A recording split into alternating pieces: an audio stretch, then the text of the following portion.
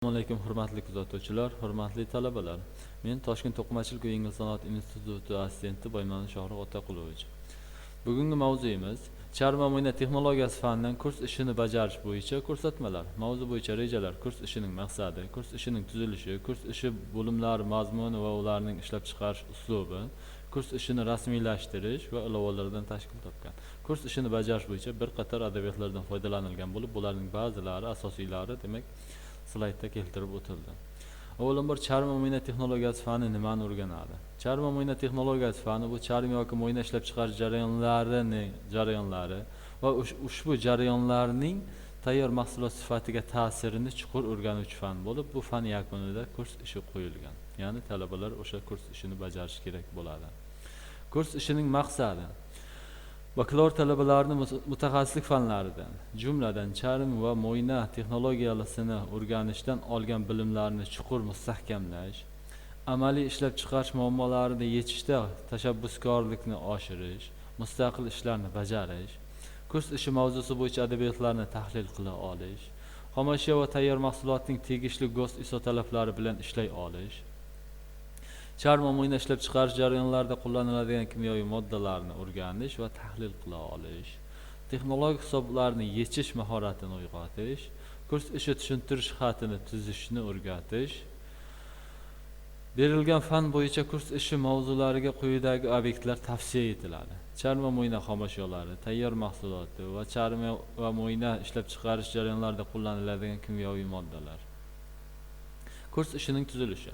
Tushuntirish xati quyidagi qismlardan iborat. Kirish, adabiyotlar tahlili, asosiy ishlab chiqarish. Asosiy ishlab chiqarishning ichida demak, xomashyoni tanlash, tavsiflash va uning standart talablari, tayyor mahsulot tavsifi va uning standart talablari, ishlab chiqarish uslubini tanlash va asoslash, charm yoki mo'yna ishlab chiqarish jarayonlarida qo'llaniladigan kimyoviy moddalar va suv miqdorini hisoblash, charm va mo'yna ishlab chiqarish jarayonlarida qo'llaniladigan kimyoviy moddalar tasnifi, tayyor mahsulotning fizik, kimyoviy va mexanik xossalarini aniqlash va izohlash va uchinchisi keyin mehnat muhofazasi qismi xulosalar va foydalanilgan adabiyotlardan tashkil topgan bo'ladi. Kurs ishi bo'limlari mazmuni va ularni ishlab chiqish uslubi. Demak, birinchisi demak adabiyotlar tahlili. Adabiyotlar tahlili bo'limida talabalar o'zlarining mavzusiga tegishli bo'lgan zamonaviy adabiyotlarni tahlil qiladi. Ya'ni eng yangi adabiyotlarni tahlil qiladi va u asosida keyingi bosqichga o'tadi. Ya'ni xomashyo tanlaydi, boshqalar o'sha tahlil qilishni o'rganish kerak bo'ladi.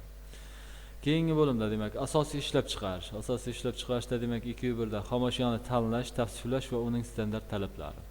Talabalar ilmiy faoliyatni o'tagan korxona assortimentlarini har tomonlama o'rganib, chorvachilikdagi taraqqiyotni hisobga olgan holda teri og'irligini, maydonini, turi, navi, konservalash usulini e'tiborga olgan holda xomashyo tanlaydilar. Aniq xomashyo turi uchun qanaqa konservalash usullari qo'llanilishini e'tiborga olib, talabalar xomashyoni konservalash usullarini tanlashi kerak bo'ladi. Bunda xomashyo sifati yaxshilanishini va texnologik jarayonlar unumdorligini hisobga olish kerak bo'ladi. U yoki bu charm yoki mo'yna turini ishlab chiqarish uslubini tuzishda xomashyoga tavsif beriladi. Ya'ni biz qanday charm ishlab chiqarishimizga qarab o'zimizga kerakli bo'lgan xomashyoni tanlab olishimiz kerak bo'ladi.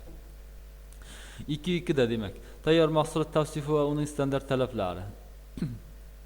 Biz demak, tayyor mahsulotga tavsif berishimiz kerak bo'ladi. Ya'ni uning qalinligi qanday, yumshoq bo'lishi kerakmi, qattiq bo'lishi kerakmi, mustahkamligi qanaqa bo'lishi kerak, ishqalanishga chidamli bo'lishi kerakmi, yoki bo'lmasam egilish, bukilishga chidamli bo'lishi kerakmi, qaysi sohada nimada ishlatiladi, poyabzal uchunmi, kiyim-kechak uchunmi, egar jabdug'i uchunmi yoki texnik charm bo'lishi kerakmi, o'shalarga qarab, o'shalarni inobatga olgan holda o'shanga tavsif berishimiz kerak bo'ladi. 2-3 demak, ishlab chiqarish uslubini tanlash va asoslash. Yuqorida aytib o'tilganday, demak, ishlab chiqarish uslubi ham qanday demak charmga tavsif berdik-ku, o'sha tavsif berilgan charmning xususiyatini inobatga olgan holda ishlab chiqarish uslubi tanlanadi. Misol uchun qattiq charm ishlab chiqariladigan bo'lsa, demak, uni yumshatish jarayoni amalga oshirilmaydi yoki qisman bajarilishi mumkin. Yumshoq charm bo'lsa, yumshatish jarayoni ko'proq amalga oshiriladi. Oshlash jarayoniga, oshlovchilar miqdoriga, oshlashchilarning turiga qarab o'zgartirib o'shanga moslab o'zgartiriladi. Yoki bo'lmasam tak charm ishlab chiqariladigan bo'lsa ikkilash jarayoni amalga oshirilmaydi. Yoki bo'lmasam boshqa texnik charmlar bo'ladigan bo'lsa boshqacharoq texnologiya uslub tanlash kerak bo'ladi talabalar o'zlari. 2.4 charm yoki mo'yna ishlab chiqarish jarayonlarida qo'llaniladigan kimyoviy moddalar va suv miqdorini hisoblash.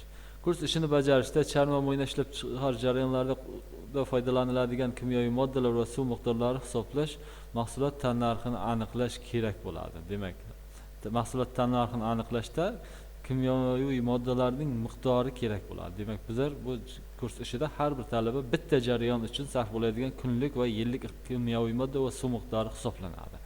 Bunda biz bilamizki, kimyoviy moddalar miqdori demak gram taqsim litrda yoki foizda berilishi mumkin metodikada. Demak, ko'proq mo'yna ishlab chiqarishda gram taqsim litrda beriladi, charmda foizda beriladi. Bir ba'zi jarayonlarda charmda ham gram taqsim litrda bo'lishi mumkin. Demak, agarda moddalar dozировkasi foizda beriladigan bo'lsa, quyida birinchi formula, ya'ni m kichkina m teng katta m ko'paytirilgan d taqsim 100 formulasidan foydalaniladi. Bunda katta m xomashyo massasi, d demak o'sha kimyoviy moddalar dozировkasi 100 formulada bor, kilogramda chiqadi bir kunligi. Endi bu yerda katta m ga asosiy e'tiborni qaratishimiz kerak. Bu yerda demak o'tishgullar sexidan oshlash sexiga, oshlash sexidan pardozlash sexiga o'tganda bu xomashyo massasi kamayib boradi. U qancha kamayishi esa ilovalarda keltirilgan metodi qo'llanmada. Keyingisi demak gram taqsim litrda berilgan bo'lsa, demak kichkina m teng katta m ko'paytirilgan suyuqlik koeffitsiyenti ko'paytirilgan b taqsim 10 ko'paytirilgan k. Bu yerda sk demak suyuqlik koeffitsiyenti, b demak kimyoviy moddalar dozировkasi, ya'ni necha gram taqsim litrda berilgani, katta k esa o'sha texnik mahsulotdagi massaviy ulushi o'sha moddaning. Bu ham kilogramda chiqadi. Demak, keyingisi demak suv miqdorini hisoblash. Bilamizki, suv miqdori suyuqlik koeffitsiyentida beriladi va uni necha marta ishlatilishi, ya'ni takror bir marta yuvish, ikki marta yuvish, mana shunaqa joylari bo'ladi takroriy va undan tashqari foizda ham berilishi mumkin metodika bo'yicha. Bunda demak, agar suyuqlik koeffitsiyentining o'zida beriladigan bo'lsa, demak v teng katta m ko'paytirilgan s ga taqsim 1000, ya'ni kunlik xomashyo massasini suyuqlik koeffitsiyentiga ko'paytirib 1000 ga bo'lamiz, metr kubda chiqadi. Ikkinchisi demak takroriy ishlatiladigan bo'lsa, kichkina n ko'paytiriladi, ya'ni necha marta ishlatilishiga qarab o'sha ko'payib boraveradi. Keyingisi agarda foizda beriladigan bo'lsa, m ko'paytirilgan a ga teng bo'ladi metr kub. Va bularni demak yuqorida barchasini hisoblaganimizdan so'ng pastdagi jarayon jadvalga kiritib chiqamiz. Ya'ni jarayon nomi, moddalar nomi va suv, GOS bo'yicha moddalar aktivligi, xomashyo og'irligi, xomashyo massasiga nisbatan moddalar suv sarfi, xomashyo massasiga nisbatan moddalar suv sarfi gram taqsim litrda, suyuqlik koeffitsiyenti, kunlik miqdori umumiy va yillik miqdori. Yillik miqdorini hisoblashda demak 1 yillik ish kunlari hisoblanadi. Odatda 260 kun deb qabul qilamiz bizlar. Aniqroq bo'ladigan bo'lsa, kalendarga qarab hisoblab chiqish kerak bo'ladi. 2.5 charm yoki mo'yna ishlab chiqarish jarayonlarida qo'llaniladigan kimyoviy moddalar tasnifi. Biz demak o'sha talabalar har bir jarayon talabaga berilgan bo'lsa, o'sha jarayonda nechta kimyoviy reagent ishlatilgan bo'lsa, o'shalarga tavsif berishlari kerak bo'ladi. Ya'ni u qanaqa modda, kukumi, suyuqmi, qovushqoqligi qanaqa, qancha gradusda eriydi, rangi qanaqa va hokazo GOS bo'yicha demak tavsif berishlari kerak bo'ladi. 2.6 tayyor mahsulotning fizik, kimyoviy va mexanik xossalarini aniqlash va izohlash. Biz bilamizki, har bir korxona charm yoki mo'yna ishlab chiqarganda uni GOS talablarga tekshirish kerak bo'ladi. GOS yoki ISO talablariga tekshirish kerak bo'ladi. Ya'ni ishlab chiqarilgan mahsulotimiz demak standartga javob bermadimi, uni eksport ham qila olmaymiz, biron joyga ishlata olmaymiz. O'shanga demak mosligini tekshirish uchun buni bajarish kerak bo'ladi. Fizik, mexanik va kimyoviy xossalarni aniqlash.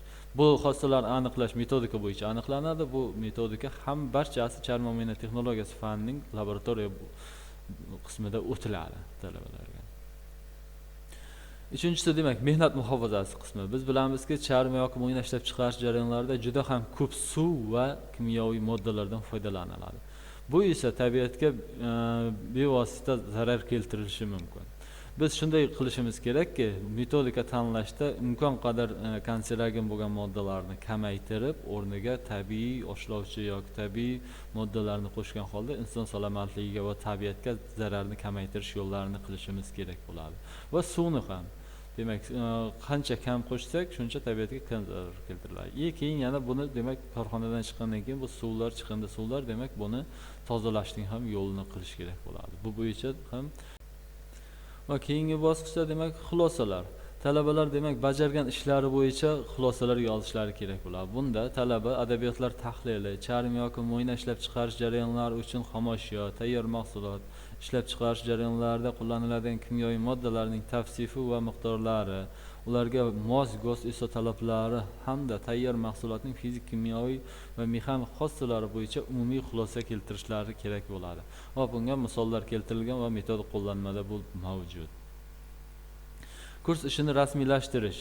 Demak, kurs ishini rasmiylashtirishda tushuntirish xati varag'i varaqning ikkinchi tomonidan joy qo'yilib, qo'lda yozishi yoki kompyuter Word dasturida yozishi mumkin.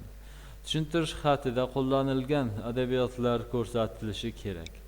Tushuntirish xatining birinchi varag'ini yozishda institut nomi, kafedra, fanning nomi, kurs ishi mavzusi, kurs ishi rahbarining ismi, sharifi, bajargan yili ko'rsatilishi kerak bo'ladi va bu misol ham keltirib o'tilgan. Ilovalar. Demak, ilovalarda demak talabalar yuqorida aytib o'tilgan har bir misol uchun bu sexdan bu sexga o'tganda har bir charm yoki yarim tayyor mahsulotining massasi qancha foizga kamaydi yoki bo'lmasam terining umumiy maydoni, qalinligi, og'irligi qancha bo'lishi keltirib o'tilgan bo'ladi ilovalarda. Bu metodi qo'llanmada keltirilgan. E'tiboringiz uchun rahmat.